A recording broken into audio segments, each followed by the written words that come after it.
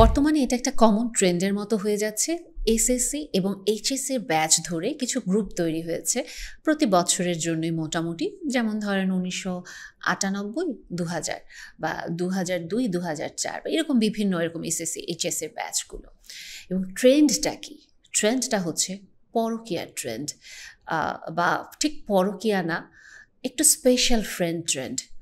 এবং এই কারণে সংসারগুলো ভেঙে যাচ্ছে অথবা খুব বাজে রকমভাবে ক্ষতির সম্মুখীন হচ্ছে।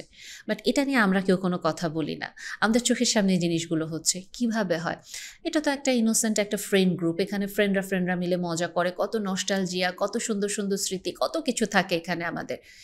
এখান থেকে যে জিনিসটা হয়, বিভিন্ন গেট টুগেদারগুলো অ্যারেঞ্জ করা হয় এবং গেট টুগেদারগুলোতে দেখা যাচ্ছে যে ওই যে একটা সময় আমার ক্রাশ ছিল বা আমার খুব ভালো ফ্রেন্ড ছিল, তারপরে দীর্ঘ একটা সময় ওদের সাথে দেখা হয়নি, এরপরে যখন দেখা হলো তখন তো বলতে পারিনি, কিন্তু আজকে তো পায়ের নিচের মাটি শক্ত, এখন তো নিজের মতো উপার্জন করছি, নিজের স্ত্রী আছে, বউ আছে বা নিজের স্বামী আছে, সন্তান আছে, এখন আর কিসের কি? একটু গল্প করা, ফোন নাম্বারটা নেওয়া, একটু ফ্লার্ট করা, একটু আস্তে আস্তে করে প্রতি গেট টুগেদারে সব অন্যান্য ফ্রেন্ডদেরকে বাদ দিয়ে দুজন মিলেমিশে থাকা, দুজন বসে বসে খাওয়া, বা যে কোনো ডে লং ট্রিপ বা ডে নাইট যে ট্রিপগুলো থাকে, ওখানে অন্য মেয়ে ফ্রেন্ডরা, অন্য ছেলে ফ্রেন্ডরা এক রুমে 4 জন করে থাকছে, কিন্তু ওনারা 2 জন হয়তো একটু আলাদা আলাদা আলাদা একটা রুমে থাকছে। হয়তো নিজের গাড়ি আছে ঠিকই, কিন্তু নিজের গাড়িটা বাদ দিয়ে ঠিকই ছেলে ফ্রেন্ডের গাড়িতে, বা ছেলে ফ্রেন্ড হয়তো মেয়ে ফ্রেন্ডের গাড়িতে উঠে যাচ্ছে।